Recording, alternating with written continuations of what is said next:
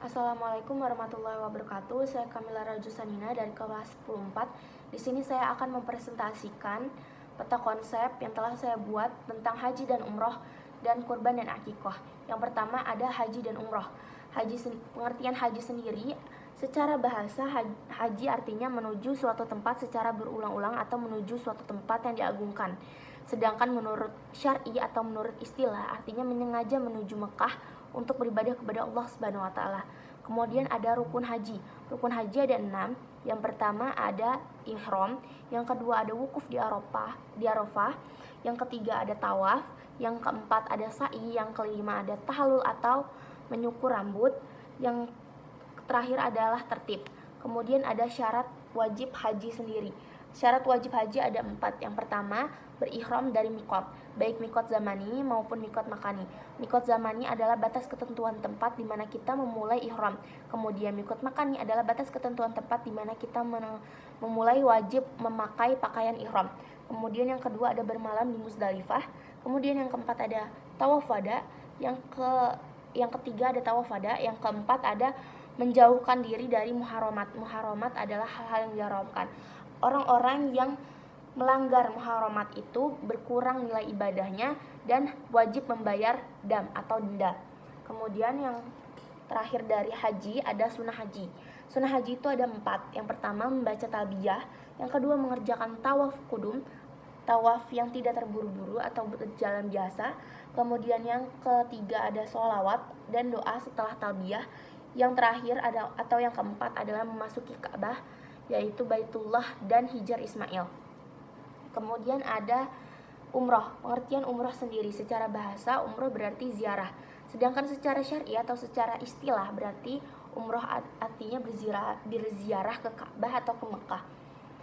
Kemudian ada rukun atau wajib umroh.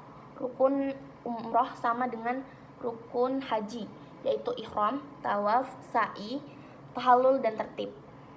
Bedanya itu nggak ada wukuf di Arafah. Kemudian yang wajib itu adalah berihram dari mikot dan menjauhkan diri dari hal yang diharamkan.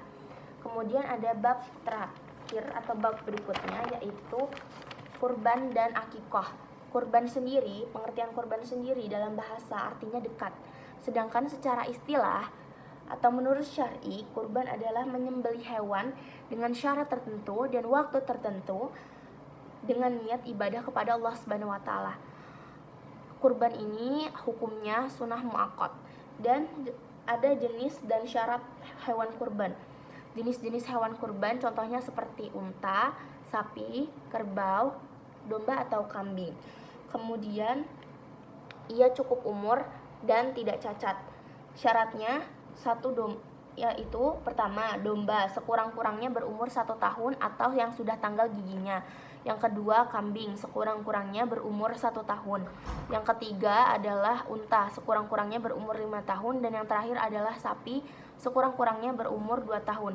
Kemudian ada waktu dari kurban sendiri. Waktu kurban itu setelah selesai sholat Idul Adha atau 10 Dzulhijjah sampai terbenam matahari tanggal 13 Dzulhijjah. Kemudian ada akikah. Pengertian akikah sendiri secara bahasa Arab artinya rambut yang tumbuh di atas kepala anak atau bayi. Istilah akikah dipergunakan untuk menyembelih hewan. Akikah ini hukumnya sunnah. Jenis dan syarat hewan akikah itu anak laki-laki 2 ekor kambing dan anak perempuan 1 ekor kambing. Syaratnya sama seperti kurban, bedanya dia disedekahkan ketika sudah matang.